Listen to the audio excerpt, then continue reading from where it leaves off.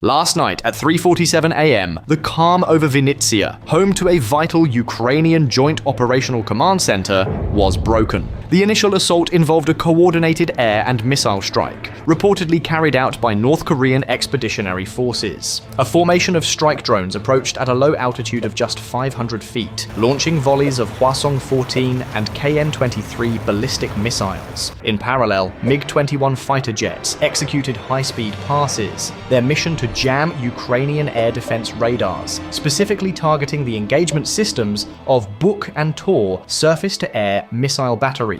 This aerial offensive was engineered to create an opening for a subsequent ground attack. Under the cover of this intense electronic and kinetic barrage, a ground force advanced from concealed positions in wooded ravines less than 2 miles from the command center. This force comprised older T-62 main battle tanks, supported by unmanned, gun-mounted ground robots. The seamless coordination between air and ground units, amplified by heavy electronic jamming, indicated a theater-level operation aimed at decapitating Ukraine's regional command structure. Within minutes, the airspace above Vinnytsia transformed into a complex battlefield. The North Korean drones broke their primary formation, splitting into dozens of smaller decoy swarms across a 10-mile radius. This tactic was designed to saturate Ukrainian radar screens, complicating the task of distinguishing genuine threats from false targets. The MiG-21 fighters dived from 20,000 feet at speeds nearing Mach 2, deploying electronic countermeasures to blind the Buk and Tor missile crews below. In response, Ukrainian Mi-24 helicopter gunships scrambled from forward operating pads. Ascending into the darkness, they engaged the incoming threats with their 23mm cannons and rocket pods. However, the sheer volume of targets forced them to divide their fire, which diluted their effectiveness against the concentrated missile salvos. On the ground, the Buk and Tor systems, despite the jamming, successfully acquired locks and launched a dense wall of interceptors. Several Hwasong-14 and KN-23 missiles were intercepted mid-flight, their debris raining down over the surrounding farmland. Despite this robust defense, a small number of KN-23 warheads managed to penetrate the defensive shield. 2 missiles struck an outer vehicle park, destroying armored shelters, while a third impacted a fuel staging area, leaving a crater nearly 40 feet wide. The shockwaves from these impacts caused further disruption to sensitive electronics, providing additional cover for the advancing ground units. As the aerial battle continued, the ground assault began. Obscured by smoke and dust from the missile strikes, the T-62 tanks and robotic gun platforms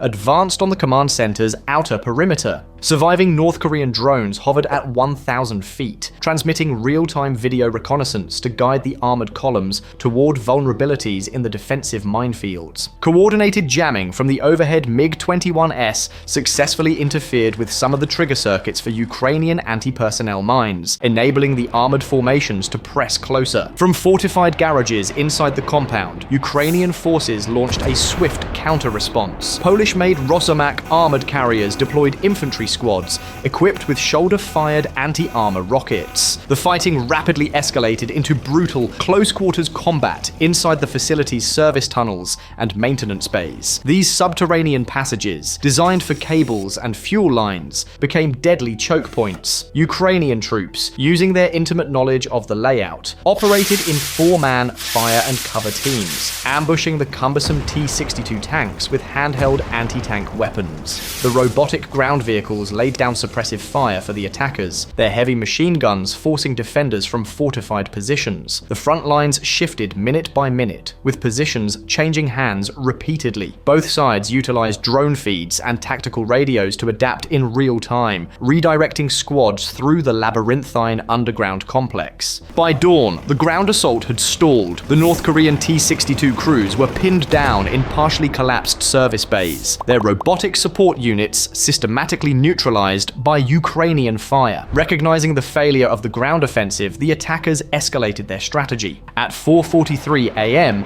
North Korean batteries located nearly 60 miles to the northeast launched a wave of long-range Hwasong-14 missiles. This barrage was intended to overwhelm any remaining air defenses and destroy the command bunker through overwhelming force. Ukrainian radar operators detected the launches almost instantly. Targeting data was relayed to Vilka multiple launch rocket systems and mobile artillery units positioned in a defensive ring around the city. A massive counter-battery salvo was fired, with Mi-24 gunships providing real-time infrared targeting to guide the rockets. Several Hwasong-14 missiles were destroyed at high altitude, but once again, a few broke through. One missile struck a logistics yard, triggering catastrophic secondary explosions, while another severed a critical rail line. Despite the damage, the hardened command bunkers deep underground remained secure. By 5:15 a.m., the long-range exchange had ceased, with Ukraine's layered defenses having successfully protected the core of the command center. With the enemy's offensive momentum broken, Ukrainian commanders shifted from a defensive posture to a coordinated counterattack. At 5:28 a.m., twin spearheads of Mi-24 gunships and Rosomak armored carriers emerged from their shelters. The Mi-24s flew at treetop level, just 300 feet from the ground, strafing retreating T-62s, while the Rosomaks executed a pincer movement, supported by infantry armed with Stugna P anti-tank guided missiles. Overhead, Ukrainian reconnaissance drones relayed targeting data to Buk and Tor batteries, which intercepted the last of the incoming missiles. Mobile electronic warfare trucks saturated enemy frequencies, severing the command links between the North Korean robots and their operators. The impact was immediate. Stranded, low on fuel, and without guidance, the attacking force began to disintegrate. By 6:05 a.m., the Ukrainian counteroffensive had completely reversed the tactical situation. The final phase of the operation commenced at 7:42 p.m. Using intelligence gathered during the engagement, Ukrainian Vilka MLRS batteries launched synchronized strikes on the identified enemy missile launch sites and artillery positions within a 25-mile radius. These salvos systematically eliminated North Korea's long-range strike capabilities in the region. Mi-24s and Rosomaks then advanced into the wreckage zones to secure surviving technology and block any escape routes. They discovered several partially disabled gun-mounted robots and unmanned artillery systems, yielding a significant intelligence windfall. By 9 p.m., Ukrainian forces had established a 5-mile wide security perimeter around the last enemy remnants, shifting the operation to controlled containment. By the following morning, the battlefield was secured. The ambitious attempt to decapitate Ukraine's command structure had not only failed, but had also resulted in the crippling of the North Korean Expeditionary Force. As the situation in Vinnytsia stabilized, a new front opened hundreds of miles to the south. At 4:12 a.m., Russian submarines in the Black Sea launched a coordinated strike with sea-skimming Kalibr cruise missiles. Flying just 15 feet above the waves at over 500 miles per hour, they targeted Ukrainian radar installations and coastal air bases near Odessa. The strategic objective was to blind Ukraine's coastal command and control and neutralize its ability to project power towards Crimea. Ukraine's response was immediate and multi-pronged. Two Su-27 flanker fighter jets took off from a concealed airfield, armed with long-range Scalp and Storm Shadow cruise missiles. Simultaneously, HIMARS batteries launched a volley of ATACMS tactical ballistic missiles at Russian naval radar sites. While these missiles were in the air, a swarm of Ukrainian naval drones emerged from hidden coves. These fast, low-profile, unmanned surface vessels closed in on Russia's Black Sea fleet near Crimea at 45 knots. The layered attack proved devastatingly effective. Cruise missiles degraded Russian naval coordination by striking radar ships, while kamikaze drones targeted the hulls of support vessels. Near Odessa, Patriot PAC-3 batteries intercepted the remaining Kalibr missiles. The Russian fleet was thrown into chaos, and with one frigate confirmed to be on fire off the coast of Sevastopol, the remaining ships were forced to retreat. With Russian naval assets in disarray, Ukraine pressed its advantage. High-altitude UAVs deployed compact reconnaissance robots with shaped charges onto Russian coastal radar arrays near Yevpatoria. Concurrently, air-cushioned landing craft delivered motorbike-mounted infantry teams to Crimea's western shore. These highly mobile units bypassed fixed defenses to plant mines, destroy fuel trucks, and sabotage power infrastructure linked to Russian airfields. A powerful electronic warfare blanket, generated by Bukovel and Nota systems, severed all Russian tactical communications in the area for nearly 20 minutes. The raid was a classic hit-and-run operation. After sowing chaos and destroying key infrastructure, the Ukrainian forces withdrew as quickly as they had appeared, leaving behind burning logistics hubs and crippled communications towers. The message was unmistakable. Crimea was no longer a safe haven. The offensive then shifted inland towards Krasnodar, a critical logistics hub for Russia's southern military operations. At 5:42 a.m., two Su-27s armed with 2,000-pound JDAM guided bombs struck Krasnodar Air Base, destroying fuel reserves and helicopters.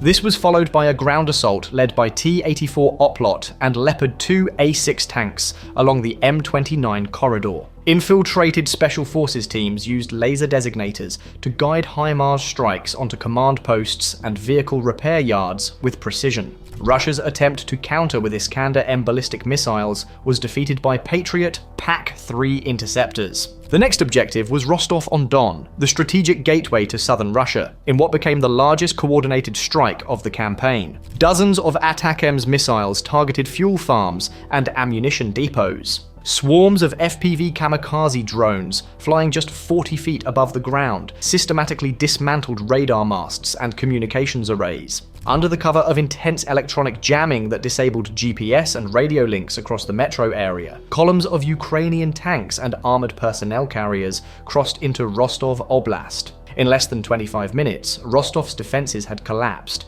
and the strategic gateway to the Russian heartland had been breached. The final push targeted Tula, the industrial core of Russia's war machine, located just 120 miles south of Moscow. ATACMS missiles struck the Splav rocket plant and the Tula arms factory, while FPV drones carrying incendiary gel targeted critical machinery and control systems. Ukrainian special forces, who had infiltrated the city days earlier, detonated charges at a subterranean fiber optic relay center at 4:26 a.m., severing encrypted military communications for the entire region. Blinded and disoriented, Russia's short-range air defenses fired chaotically. The Splav plant was engulfed in flames, its production lines silenced. A vital artery of Russia's war effort had been severed, leaving the path to the capital exposed.